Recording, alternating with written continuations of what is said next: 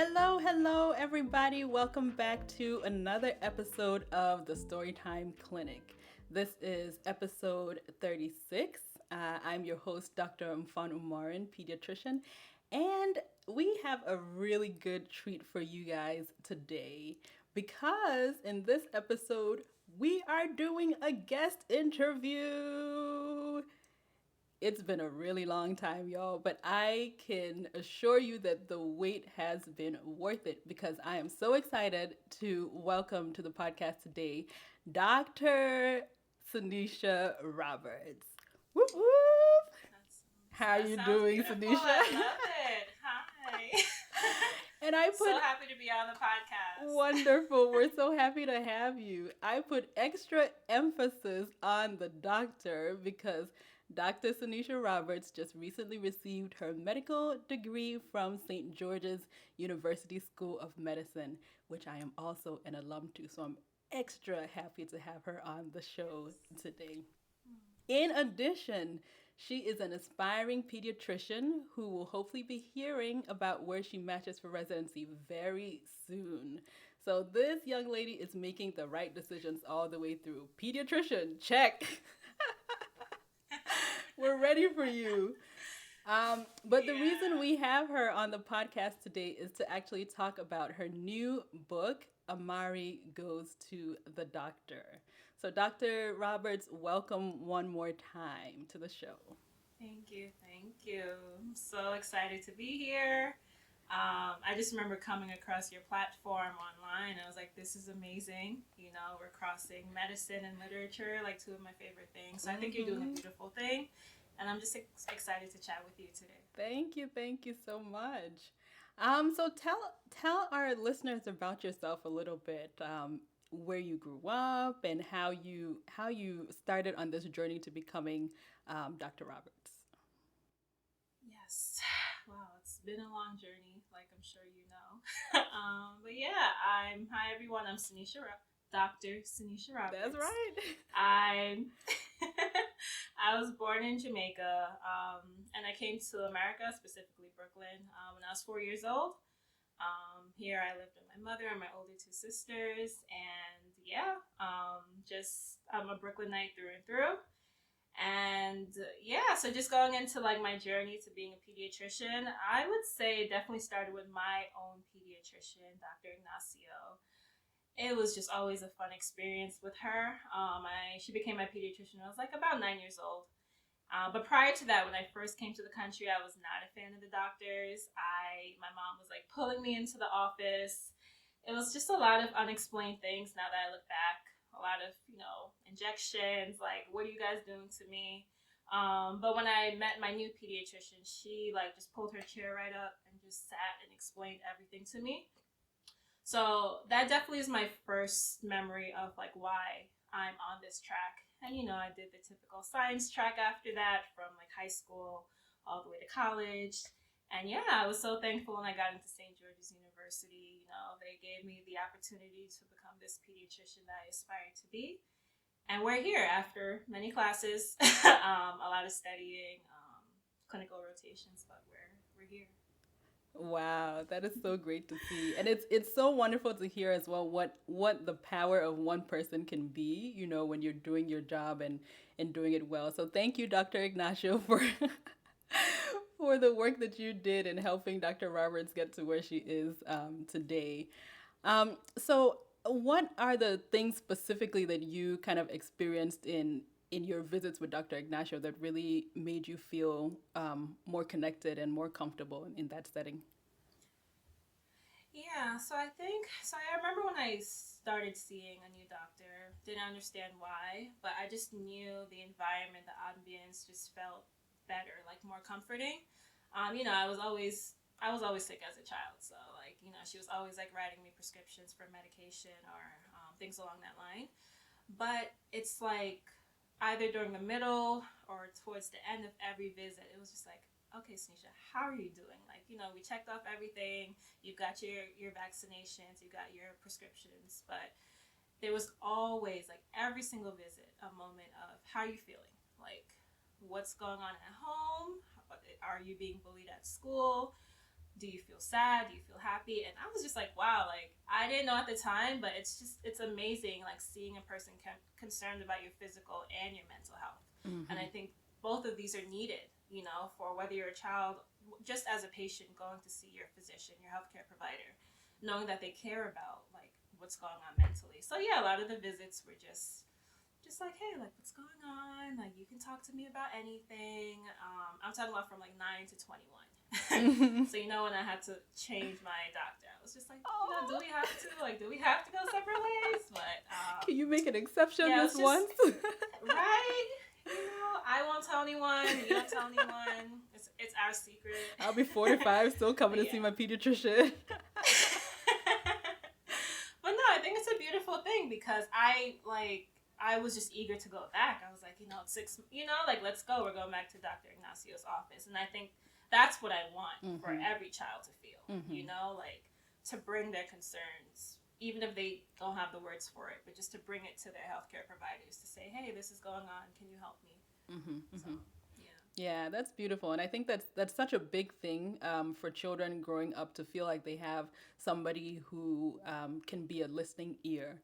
And, you know, not every child is fortunate enough to have that in the home or in the school, or even if they are, you know, just knowing that somebody else can be on their side as well, and cares about the things that's happening to the child. I think that's such a huge impact that a doctor can have. True. Yeah. So how did this all change or influence you as you became a medical student and you started seeing patients yourself? Yeah. Okay. So, yeah. So, like, you know, during your first 2 years in medical school, it's more of just the books. It's less patient interaction. It's more academic. So, you know, you're learning your biostat, your MSK, all of that. It's like less patient interaction. So when I transitioned from Grenada, after my first 2 years to America, specifically Brooklyn, I was that nervous. Initially, I was that nervous medical student because I'm like, okay, like, you know, I can't mess up. You know, like there are kids here. A lot of them are in like a lot of, you know, like detrimental conditions. So like looking back, I feel like I was definitely hard on myself because I wanted just to do things right. So I was like, you know, like writing my notes, like right behind the attending, like, you know, just soaking it all in, right? And it still overall was a good experience, but I do think it was during my 4th year that I was like, yeah, like, okay, like the residents I was with at Brooklyn Hospital or multiple hospitals throughout the city, they just gave me a lot of initiatives. They were just like, well, you're about to be someone's doctor soon, so like you have to start making these diagnoses yourself. What do you think? And yeah, I just remember you know, walking to the hospital, just really just excited, you know, excited to round with the attendings, round with the residents and the families of the children. And yeah, I think it became, it's nothing that happens overnight, you know, but you tend to slowly get comfortable with the role that you're taking on. So I think also just being a child that was once in the community and now being on the other side of the table and helping those same kids from my community, it's beautiful. Like it's rewarding. It's something that I want to continue to do moving forward as a physician. Yeah, because you see their nerves. You see like, you know, some of them are nervous. And you just want to let them know like, you know, I've been there. And you're good in my hands, you know, so. Yeah, definitely was a rewarding experience, just being back in the community, but on the other side. Yeah. Well, I think there's many children and teenagers out there that'll be very lucky to have you as their doctor. Can't wait. Yes. Yeah. So tell us about Amari Goes to the Doctor. How did the idea for this book come about? Yeah, so this idea actually came about like a year ago. Like a lot of people don't believe me, but yeah, I was working on my personal statement for residency, and you know that opening paragraph is just so important. You know, it's like what is that driving force? Like what was that initiation that brought you into this career path? And it always went back to Dr. Ignacio. So I remember talking to my very close friend Renee. She's like my creative writing assistant. Like when I had like my research papers in college and stuff, like we all need us a Renee in our life.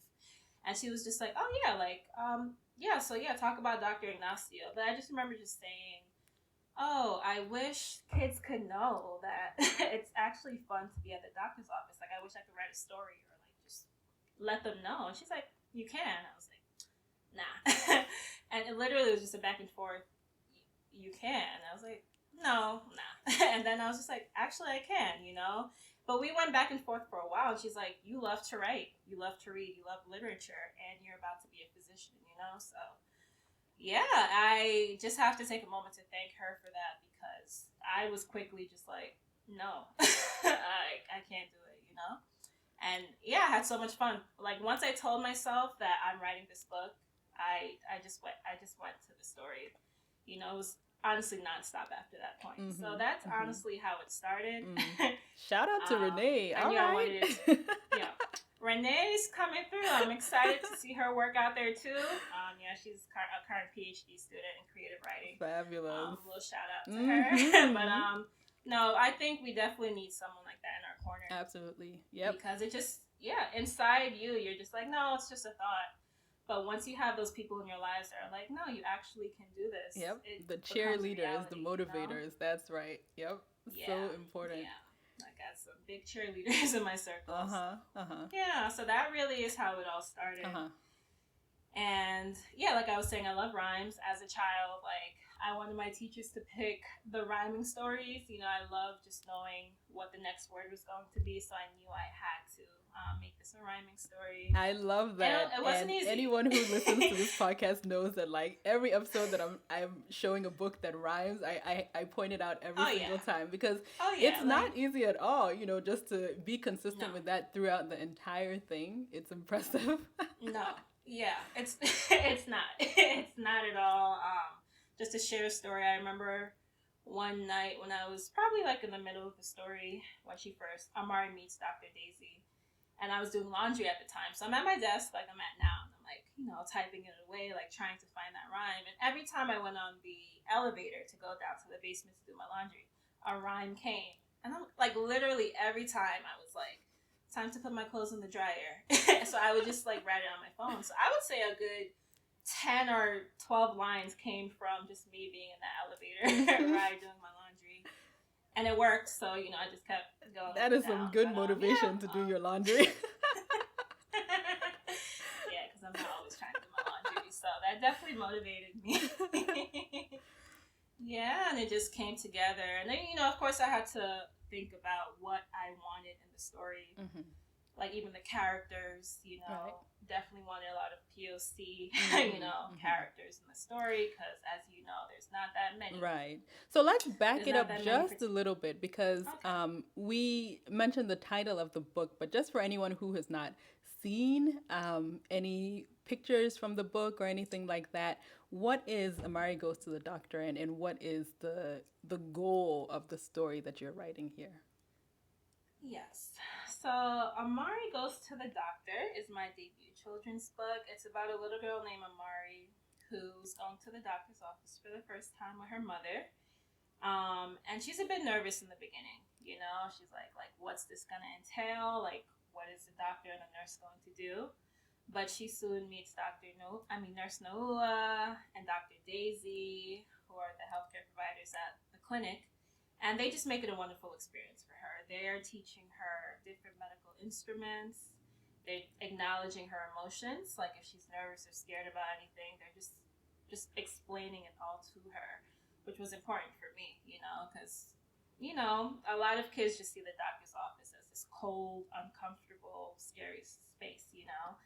And they're not seeing that there actually are physicians, nurses, different healthcare providers who are, you know, making this a wonderful experience for you.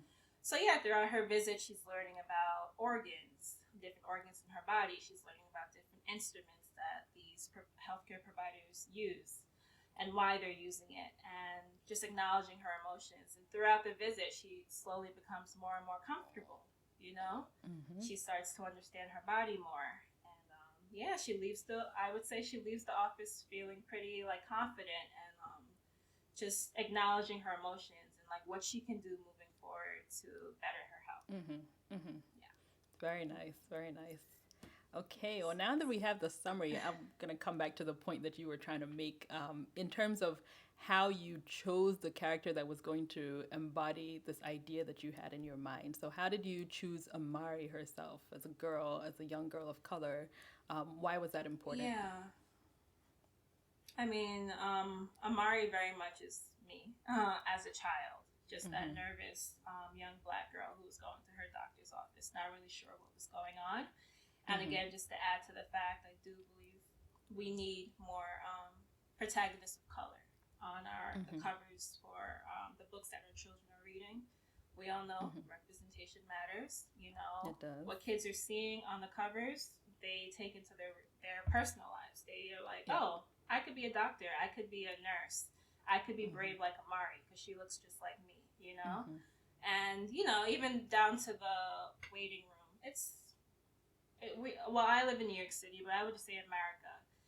It's diverse, you know, and we don't want to just see one type of character in our book. So it was important for me just to have a diverse character representation in my book. Even Nurse Noah, a lot of people, they group or target or just envision a nurse to be a Black woman, you know, or just a woman in general, you know. So it was important for me to make him a male, you know, and So overall, I definitely gave each one of my characters thought, down to Dr. Daisy, a Black physician, you know, because we don't make up a lot of the physicians in America, right? I think it's like 2 to 3%. At this moment in America, women who are Black physicians. So, I wanted kids to see themselves in these characters and also see that they can be these characters as well. Yeah. I think that is so important. Even in my personal experience, you know, when I have taken care of patients who are Black or minorities, you know, sometimes they will tell you that. They'll say you're the first, you know, Black doctor I've had, or, you know, it's just a different kind of interaction just to see that, okay, there is somebody from my community that has made it to this level. And it is inspiring for children to be able to see that. Even if it's representation in literature, they start to think about the possibilities and, you know, just that connection there. So I think that's really important. Yeah. Absolutely. So how did you now go from the writing and the idea of the character in your head to actually having that come into the book form itself? Right. Yeah. So definitely when I started this journey, I'm a researcher. Like I would say I watched a good 20 plus hours of YouTube videos on just idea I wanted to self-publish. So I just try to delve into that realm and see like how authors are doing it. You know, I surrounded myself by other self-published authors as well. And I started with research, right? And then when it came to actually like having characters or like getting this physical copy, I attended some workshops, and I remember one author saying, you could just go on Fiverr, you know, you could freelance, hire someone, work for hire to draw your images. Or, which, you know, I was thinking about going down that route. Or you can try to, like, just help someone in your community, someone who has these talents, and you just want to put their talents on the map. And I was like, I like that idea better. You know, like, let me think of someone who, you know, has these qualities, who's an amazing illustrator. So that led me to my classmate, Joshua Okurosoko. We went to St. George's University together. He's an aspiring physician himself. And wow, that's amazing. So I did not know that. So he's a physician, but he actually has this illustrating skills as well. Like he's applying for residency right now as well. What? But he would always post like these beautiful, like vibrant drawings on Facebook. That's amazing. And I quickly thought of him like once I was in the workshop and she was like think of someone in your circle, in your community. I was like, oh my gosh, I would love for Joshua to do these illustrations. So I quickly contacted him actually because I was just so excited. I'm like, yes. He knows like whatever I tell him, like, oh, I want like a stethoscope, or I want the esophagus, or I want, the small intestines on this page, he knew exactly what I was talking about. And Yeah. so That is I perfect as contacted well. him. You know, like have someone that has a little bit of medical background as well, so they understand the setting already. You know. Exactly. I didn't really have to do much explaining, like when I talked about the particulars that I wanted on the page, and he was so excited. He was like, yeah, he would love to be a part of it. Yeah. And we just took off from there. Like I told him about the story, and then of course I broke down the pages and what I wanted on the pages. And I draw stick figures. Like my friends are always making fun of me. Like, yeah, this is not a good look, girl. Yes. It's really comedic, like if you see some of my images. So yeah, I'm really glad you said yeah. Everyone has different times. Yeah, exactly. Yeah, so no, it's just been a wonderful experience working with him. Like down to, I mean, anything he sent me, like he would just draw Nurse Noah's neck, and I was like, oh my gosh, beautiful! I love it. Like. Yeah, like I was just blown away by anything he drew. Yeah, he's amazing. That's fantastic. Wow. Yeah, okay. And I definitely would like to thank him because I could be a bit OCD when it comes to can we get this, like, can we have her skin darker, or can we have this shade a bit more, like, and he always worked with me, and he saw the vision, so I'm so happy. Yeah, and that's great. And you, I mean, I'm sure you learned a lot of skills in terms of collaborating and communicating, all through this process as well, because there's so many, there's people involved in just making the vision a reality. So that's very cool. Yeah, I've learned some. I'm still learning, but I've learned so much. Yeah, even down to the editing. Yeah. So. Yeah. What do you think was the most challenging part of making this whole thing come together? I would say, so I think whenever you're starting a project, you have to know, like, your goal, and I think for me, like, and this applies to just about anything I do, like, I do want to see the end product quickly. So I think I'm glad that I had someone in my circle, my friend Jasmine, who, she basically created a launch plan for me. Because I was just like, early last year, I was like, oh yeah, I want this book to be done by like September, and she's like, like I literally wanted the book to be like ready, sold, back to school, and she was like, no, done and done. Yeah, there's a lot of things that go into it: publishing, editing, just the illustration. There's a lot of people I've been contacting with, so I would definitely say I'm glad I had someone in my circle to, like, give me like a game plan, or like a blueprint of like how this works. She's also a writer herself. And if I could just touch on, aside from having an amazing illustrator, I had a wonderful editing team. Yeah. So I brought together 4 of my friends who are all educators. They teach children in kindergarten, and like my other friend, so they teach like kids in kindergarten. I have another teacher, she teaches high school, and then another friend who teaches college. So I just asked them, I welcomed them into the space, and I said, hey, can we have like an editing circle where I just share my manuscript with you, and I would just love your feedback, and I'm not gonna cry. Like, I just want it to be a safe space. Like, I wanted the critique, like, I'm a writer, but I'm not like the best writer yet, and I think no matter what work we do, there can always be improvement. And it was magical. Like, to me, it was magical. Like, it was just a group of Black women just sharing, like, oh, how about a glossary? Like, oh, how about you tweak this word? Or how about you consider this word? And I was I was writing everything down, And I think whether it's me writing another book, or if it's something else in my field that I want to tackle, or anything in their field they want to tackle, I think it's beautiful when we come together and we elevate each other and just help our dreams come true. So I had an amazing editing team as well. Yeah. It sounds like you have an amazing community around you, and that is a huge blessing. So I'm really happy, happy for you with that.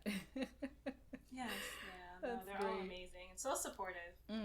It's that support that really, gets you far. Yeah, absolutely. So I really, thinking about when I read Amari Goes to the Doctor for the first time.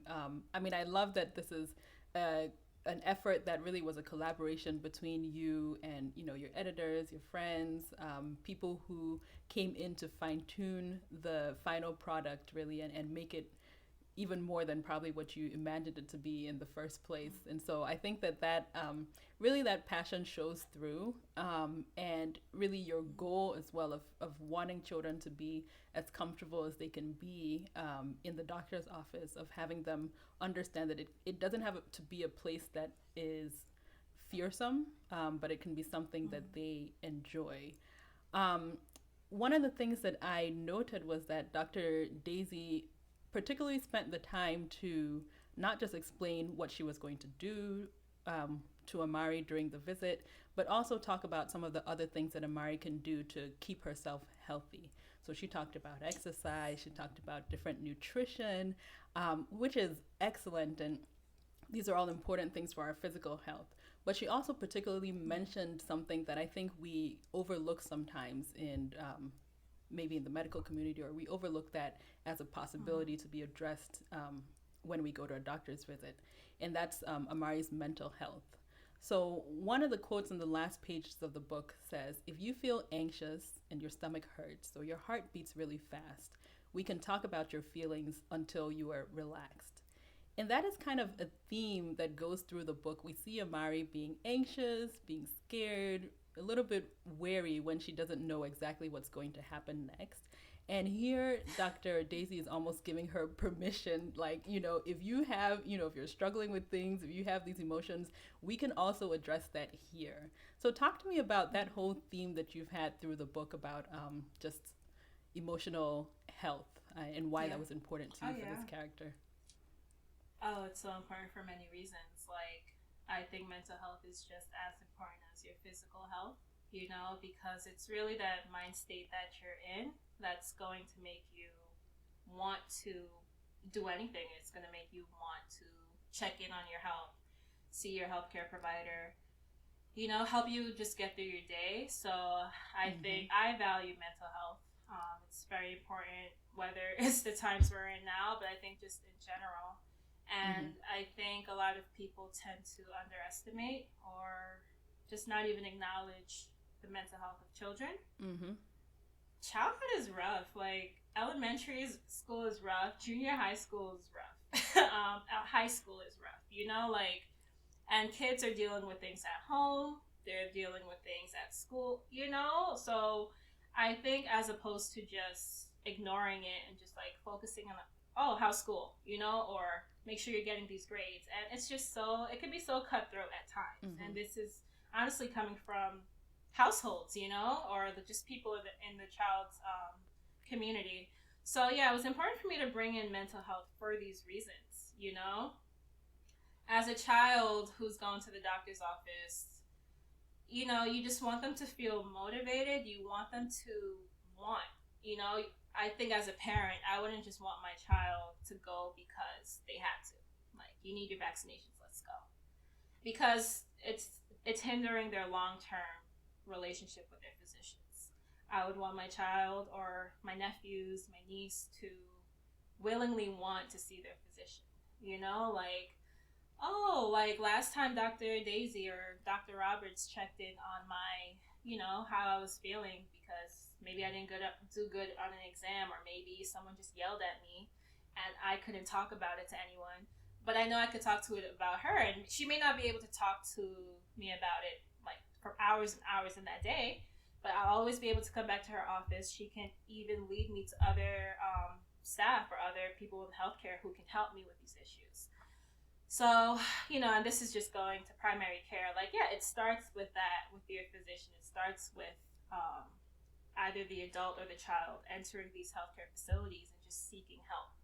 And to me, it's just vital. It's vital for the physician, the nurse practitioner, the nurse to ask these patients, how are you feeling? How are you doing? Is there anything like outside of the physical pain that I can help you with?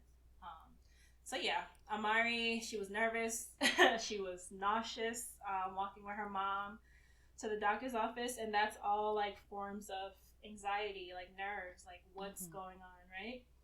And yeah, we see like you just start to feel her just become lighter and ask more questions and be like less restricted when she's talking to Dr. Daisy and Nurse Noah. So yeah, time and time again, over and over again, I will always like be the advocate for children and their mental health because it's so important. Our kids are going through so much, and sometimes they just need someone to ask them like, how are you feeling? Yes, yeah, absolutely. I'm so glad that you brought this up and that you decided to particularly focus on this in your book as well. I mean, I think that we have seen so much the explosion of mental health issues, depression, anxiety, and other things in children over the last decade, particularly exacerbated by the pandemic as well. And so these are not things that are going to go away anytime soon. So it's important to just be able to build in that idea that we want children to be able to seek help, to know what it looks like to when they have certain emotions, and to be able to openly express and talk to that, whether it's a parent or a teacher or whoever they have in their life, to be able to feel comfortable talking about these emotions. Yeah. Yeah. Yeah. Yeah. And I'm glad you brought that up. Like, yeah, I'm talking about Dr. Daisy and Nurse Noah, right? But it's also Amari's mom who's bringing her to the office, and this is just like a direct just call to the parents or the caregivers. Like, just talk to your kids. You know, like they may have a smile on their face. You know, they may just say everything's good, but just try to delve deeper. It starts at home, but I think us in the healthcare field, we know it's like you're always welcome to come to my office and talk to me as well. So, Yeah. So, Amari Goes to the Doctor. This has been a wonderful preview of the book, a little bit of behind the scenes with Dr. Author Saneisha Roberts. Tell us when and where we can get this book. Yes. So Amari Goes to the Doctor. It's officially launching March 25th, 2022. So a couple weeks from now. All right. But it's currently available for pre-order. So you can go to my website, SaneishaRoberts.com, or even follow Amari's social. So that's Amari Goes to the Doctor on Instagram and Facebook if you want to get more information or updates. But yeah, get your pre-orders in, whether you're a parent, a young adult, you want to get this for the children in your lives, or even just for yourself, so you know how you can have these conversations with the kids in your lives. Excellent. And I will put a link in the show notes as well for anyone who is interested in following up on this. But thank you so much, Saneisha. It has been such a pleasure speaking to you, hearing about your story, your vision, just hearing about how everything came together. One thing I have gotten from you is just the importance of community. I love so much how you shouted out all these people that helped you along the way. Oh, yeah. None of this, we don't do any of this on our own. So I love that you showed that appreciation and that gratitude to everyone who helped you get here. And I know that moving forward as a pediatrician, I know that you are going to provide excellent care to your patients in your community as well. So I wish you all the best with Amari Goes to the Doctor and with your personal endeavors as well. Thank you so much. It's amazing coming from you because you are just a wonderful and caring pediatrician yourself. And I'm just loving everything you're doing. I love that we are now a part of each other's communities, So thank you. Thank you for just welcoming me on this platform to talk about my endeavors as well as my journey with writing Amari Goes to the Doctor.